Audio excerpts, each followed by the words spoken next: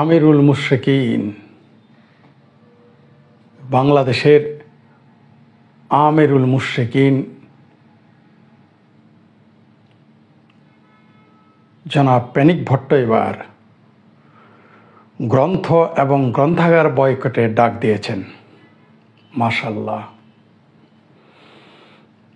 আমরা জামাতের রাজনীতি পছন্দ করি না, একটুও করি না। তাই বলে আমরা কি জামাতে গ্রন্থাগার বয়কট করব? আমরা সব পড়ব, পড়তে সমস্যা কি? আসলে কমিউনিস্ট পাকলে নাকি আওয়ামী লীগ হয়, আর চাইনিজ কমিউনিস্ট পাকলে পেনিক ভট্ট হয়, আমিরুল মুশরিকিন হয়। এটা সবসময় মনে রাখবেন। কত বড় নির্বোধ! এতদিন বলেছে যে অর্থনৈতিক কারণে তারা ভারতকে বয়কট করতেছে। এবার বাবা গ্রন্থ কেন বয়কট করবা? এদের যে সুদূর প্রসারী এজেন্ডা আছে, এটা তো বুঝতে পারতেছেন তো। আমি বারবার বলে আসছি, তাদের এই বয়কট শেষ মুহূর্তে গিয়ে চূড়ান্ত সাম্প্রদায়িক রূপ নেবে এবং হিন্দু বয়কটে যাবে। আপনারা নিশ্চিত থাকেন, এটা ভারত বয়কট। প্রথমে আওয়ামী লীগ বয়কট তো করার ক্ষমতা তাদের নাই, তাদের আওয়ামী লীগ বয়কট করে দিয়েছে বাংলাদেশ থেকে, ক্ষমতা থেকে। ভারত বয়কটে গেছে। ভারত বয়কটে ভারতের কিছু যায় আসে না। এরকম পেনিক ভট্টর তার মুরিদেরা ভারত বয়কট করলে এই বাংলাদেশে যারা থাকবে তারাই বিপদে পড়বে, তারাই বিপদে পড়বে। আর এই বয়কট করার ক্ষমতাও তাদের নাই, প্রশ্নই আসে না।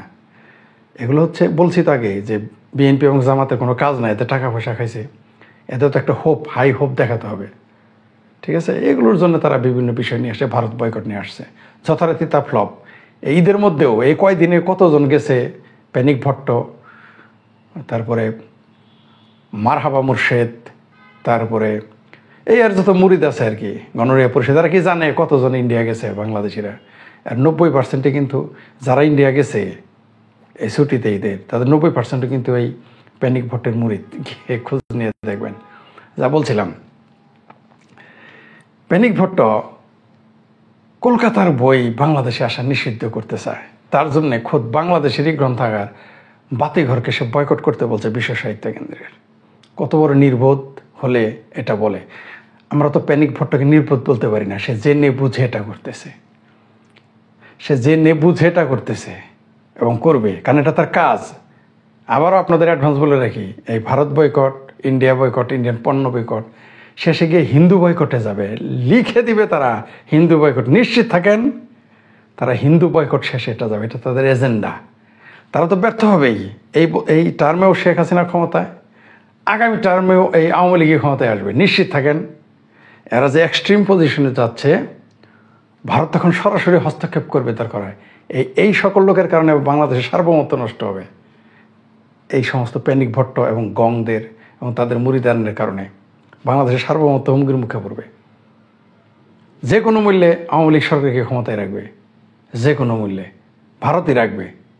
এতদিন তারা বলেছে না, করেছেও ভারত, এবার সরাসরি হস্তক্ষেপ করবে। এতদিন তো ছিল অপ্রকাশ্য, সরাসরি আসবে, তাদের ক্ষমতায় রাখবে। এই সমস্ত লোকের কারণে আওয়ামী লীগকে আবার ক্ষমতায় রাখবে। বইকে কোনোদিন কেউ নিষিদ্ধ করতে চায়? এই লোকটা আসলে কি? এর উপরে বখতিয়ারের ঘোড়ার শোয়ার করছে, এর উপরে এর কারে, এই পেনিক ভট্টর কাঁধে বখতিয়ারের ঘোড়া শোয়ার করছে। কোনো স্টুপিড ছাড়া, কোনো চরম সাম্প্রদায়িক ছাড়া, মূর্খ ছাড়া। অবশ্য তাকে মূর্খ বলা যাবে না, তাকে বলতে হবে ফুল পণ্ডিত না, তাকে বলবেন কোয়ার্টার পণ্ডিত মূর্খ। পেনিক ভট্ট হচ্ছে কোয়ার্টার পণ্ডিত মূর্খ। আর চিঙ্কুবামদের ভরসা নাই। চিঙ্কুবামরা এমনিতেই সবসময় একটু তেরা বেঁকা হয়ে থাকবে। আর সরাসরি তো এখন পোল্ট্রি মেরে জামাত হয়ে গেছে এই পেনিক ভট্ট, চিঙ্কুবাম নামের পেনিক ভট্টটা। সে কিন্তু চিঙ্কুবাম, মনে রাখবেন। চিঙ্কুবামদের এমনি বামদের ভরসা কম, তার উপর চিঙ্কুবাম, ওটা তো ভরসাই নাই। যা বলছিলাম, ভারত বয়কট থেকে এখন তারা আসছে গ্রন্থ বয়কটে। এর নির্বোধটা কি জানে? এই পেনিক ভট্ট, গণরিয়া পরিষদ এবং তার মুরিদান, এই মারহাবা মুর্শেদ, ঠিক আছে, মগা মুর্শেদ, এরা কি জানে যে কলকাতায় বাংলাদেশে কতগুলো বই প্রতিদিন বিক্রি হয়? এই গর্ধবেরা কি এগুলো জানে? আমাদের বই দেশে বিক্রি হয় না? কলকাতা যে প্রতিদিন কতগুলো বই বিক্রি হয় ধারণা আছে? আর এদের কলেজ স্ট্রিটে গিয়ে একটু দেখছে কোনোদিন এরা এই নির্বোধগুলো? বাংলাদেশের বইও কলকাতায় বিক্রি হয় এবং যথেষ্ট পরিমাণটা একেবারে কম না। ওখানে গিয়ে দেখেন বাংলাদেশের বই কত বেশি দাম দিয়ে কিনে কলকাতার লোকজন। তাহলে এই নিশ্চয়ই তারা ওই উর্দু যারা পড়ে কলকাতার বিহারিরা তো আমাদের বাংলা বইয়ের পাঠক না। হিন্দি ভাষী পাঠকও তো আমাদের বাংলা বইয়ের পাঠক না। পাঠক তো কলকাতার বাঙালিরাই নাকি, এবং বেশিরভাগ হিন্দু, কোনো সন্দেহ নাই। মুসলমানরা বই পড়ে কম, গড়ে পৃথিবীতে সবচেয়ে কম বই পড়ে মুসলমানেরা। এই কথা তো সত্য, সবচেয়ে কম বই পড়ে মুসলমানেরা। পাকিস্তানের প্রেসিডেন্ট পত্রিকা পর্যন্ত পড়তো না প্রতিদিনের, বই পড়া তো দূরের কথা। পাকিস্তানের শাসকদের ঘরে কোনো লাইব্রেরি নেই, নাই। এতেই বোঝা যায় জাতির অবস্থা কি।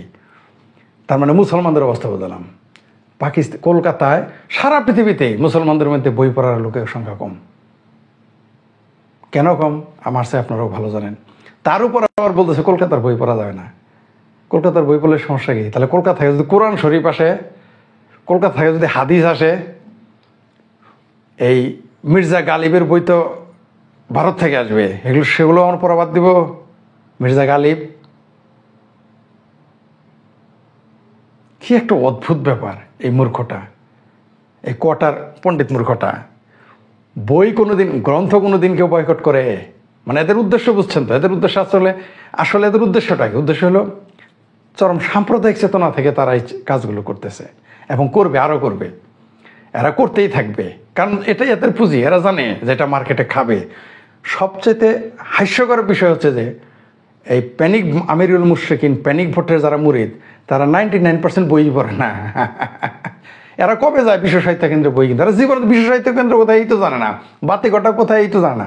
আর কয়েকটা চিঙ্কুবাম আছে যারা প্যানিক ভোটের ভক্ত, কিছু বই পড়ে, কিছু চিঙ্কুবাম বই পড়ে। আর যারা গড় ভক্ত, যারা এই গড় পড়তা আমজনতা, জামাত, হেফাজতে পাকিস্তান, বিএনপির যারা প্যানিক ভোটের যারা মুরিদ, এরা একটা জীবনে বিশ্ব সাহিত্য কেন্দ্র কোথায় এটাই বলতে পারবে না। বই পড়া তো দূরের কথা, বাতিঘরে যাওয়ার কথা। বরং এখন কি হবে, যারা বাতিঘরে যায় না তারাই বরং যাবে বই কিনতে। যেমন আমি বিশ্ব সাহিত্য কেন্দ্রের, আমি চাই সেটা থাকুক, কিন্তু আমি আব্দুল্লাহ আবু সাইদের স্যারের সমালোচক। আমি কিন্তু সমালোচক, তার খুব কম যাই, কিন্তু এখন বেশি বেশি যাবো, বই কিনতেই যাবো, মানুষকে পাঠাবো বই কিনতে।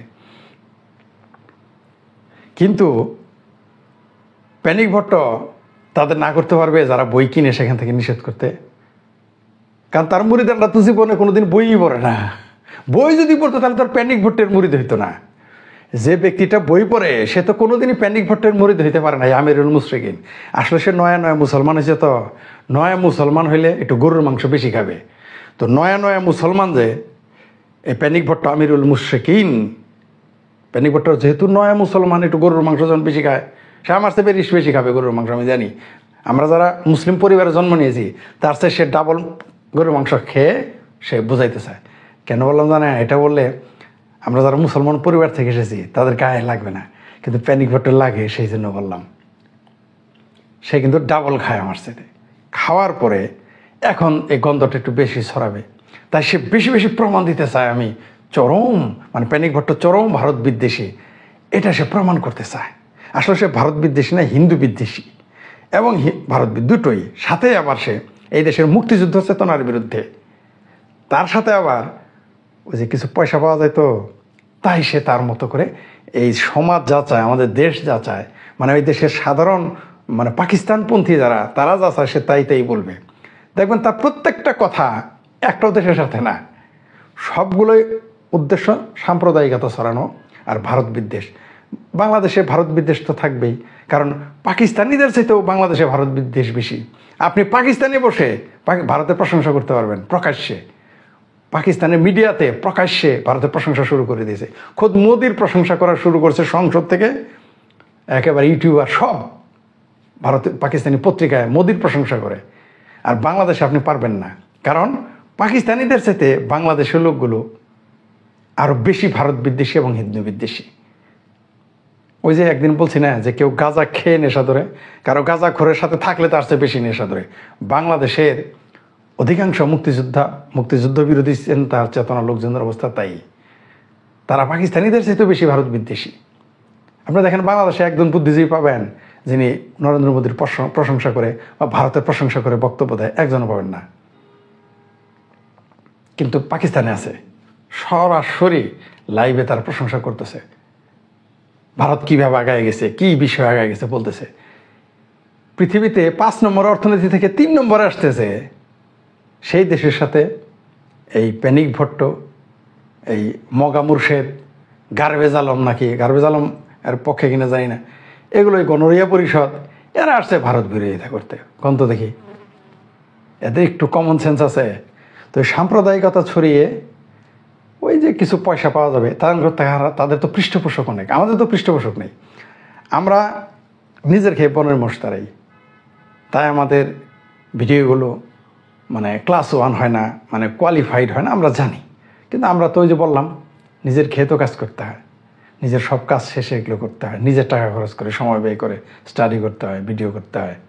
আমাদের তো ক্যামেরা হন না, ক্যামেরাম্যান তো দূরের কথা, আমাদের ক্যামেরাই নেই, আমাদের নিজেদেরকে সব সেলফ। তার জন্য আমরা তাদের সাথে পেরে উঠবো না। বললাম তো, তাদের যদি 100 ভাগের 1 ভাগ আমরা পৃষ্ঠপোষকতা পেতাম, এই প্যানিক ভট্ট, গণরিয়া পরিষদ, এদের মতো পৃষ্ঠপোষকতা যদি আমরা পেতাম, বাংলাদেশ থেকে হেফাজতে পাকিস্তানিদের মানে আমাদের ভিডিওর কারণে তাতে পালিয়ে যেতে হতো, বঙ্গোপসাগরে যে লাভ দিয়ে নিজেরাই লাভ দিতে গিয়ে। কিন্তু আমাদের পৃষ্ঠপোষকতা নাই, সেই জন্য আমাদের সমস্যা। যাক, তারপর আমরা নিজের তাগিদে দেশের স্বার্থে, মুক্তিযুদ্ধের চেতনার স্বার্থে আমাদের কথা বলতে হয়। কোনো সুস্থ মানুষ, কোনো গ্রন্থাকার, ওটা বক্তিয়ারের ঘোড়া যার মাথায় শোয়ার হবে, যার ঘাড়ে শোয়ার হবে, সেই কেবল কোনো গ্রন্থাকার এবং গ্রন্থের বিরোধিতা করতে পারবে। আমি যার লেখা পছন্দ করি না, আমি অরুন্ধতী রায়কে পছন্দ করি না, কিন্তু তার লেখা তো আমি পড়ি। আমি মধুদিন দর্শনের পুরো বিরুদ্ধে, আমি তার বই পড়ি না, আমি টাকা দিয়ে তার বই কিনছি, নিজের টাকায়। মৌলভী সাহেবেরা তো তসলিমা নাসরিনের বই কিনে না, তো বইয়ের বিরোধিতা কেন করেন রে ভাই? এদের আসলে উদ্দেশ্যটাকে আমি বললাম তো, আমি আবারও বলে রাখছি, এটা নিয়ে আমি পরে বিস্তারিত আসবো আলোচনায়। এই Bharat boycott, India boycott, Indian পণ্য বয়কট শেষে হিন্দু বয়কটে যাবে। এরা 47-এর চেতনা নিয়েই আসবে, কারণ এদের মগজ এখনও 47। পাকিস্তানিরা কিন্তু একটা অংশ এখন ভারতের সাথে হইতে যেতেছে, কিন্তু বাংলাদেশের লোক পুরোই 47-এর চেতনায়। সম্ভবত এটার কারণ হচ্ছে যে পাকিস্তান রাষ্ট্রের জন্ম তো দিয়েছে ঢাকা থেকে, মুসলিম লীগের জন্ম ঢাকা, আর পাকিস্তান প্রস্তাবও গেছে বাংলাদেশ থেকেই, এই আজকের পূর্ব পাকিস্তান থেকে বা পূর্ব বাংলা থেকে। সম্ভবত এই কারণেই সেই ধারাটা আবার ফিরে আসতেছে। অবশ্য এটা শাসক গোষ্ঠীর ব্যর্থতা, বিশেষ করে যারা মুক্তিযুদ্ধের চেতনা সরকার এখন ক্ষমতায় আছে, এটা তাদের ব্যর্থতা। তার কারণেই, তাদের ব্যর্থতার কারণে মুক্তিযুদ্ধের চেতনা বাস্তবায়ন না হয়ে পাকিস্তানি চেতনা বাস্তবায়ন হয়ে গেছে। আমি নিশ্চিত এই গত 15 বছরে যা যা ঘটতেছে, যা যা বলতেছে, বিএনপি জামাত জোট ক্ষমতা থাকলে এগুলো বলার এবং এগুলো করার সাহস তারা পেত না। বুঝেন না আপনি যে বাংলাদেশে এখন জিন্নার নামে ঢাকা বিশ্ববিদ্যালয় হল চায়? তাহলে এই দেশের কীভাবে পাকিস্তানি চেতনা স্প্রেড করছে, এগুলো এমনি আসে নাই। এই কথা বলার দুঃসাহস এমনি পায় না, এটা সে জানে যে তার প্রচুর দর্শক আছে, তার পৃষ্ঠপোষক আছে, সেই জন্যই সে বলতে পারে। কারণ ধোঁয়া দেখে বোঝা যায় যে আসলে আগুন আছে কিনা। তো এই যে বললাম, তারা সৌভাগ্যবান এই দিকে, তাদের শত শত না হাজার হাজার পৃষ্ঠপোষক, আমাদের একজনও পৃষ্ঠপোষক নেই। নইলে দেখে নিতাম এই সমস্ত প্রোপাগান্ডা বিশারদদের বিদ্যার দৌড় কত, এদের ক্ষমতার দৌড় কত আমরা দেখতাম। কিন্তু আমরা ব্যর্থ, কারণ তাদের তো ঢাল তলোয়ার বর্ম নিয়ে তারা মাঠে নামছে, আমরা তো খালি হাত, বর্ম তো নাই। তো আমরা কতটুক পারবো তা জানি না, তবে চেষ্টা করে যাই। আমরা এই মুক্তিযুদ্ধের চেতনার বিরোধীদের বিরুদ্ধে দাঁত ভাঙা জবাব চেষ্টা করবো, যতক্ষণ পারি ততক্ষণ দিয়ে যাব আমরা। কত বড় মূর্খ হলেই কেবল এই প্যানিক ভট্টরা, আমিরুল মুশরিকিনরা, নয়া মুসলমান, নয়া গরু ঘোর বই বয়কট। কলকাতার বই আসলে কী সব, বই তো হচ্ছে বিশ্বব্যাপী, জ্ঞান হচ্ছে বিশ্বব্যাপী, জ্ঞান হবে বিশ্বায়ন। এই বাংলাদেশের এই কয়েকটা হেফাজতে পাকিস্তানের বই পড়লেই আমাদের জাতি উন্নতির শিখরে চলে যাবে। গবেট কোথাকার।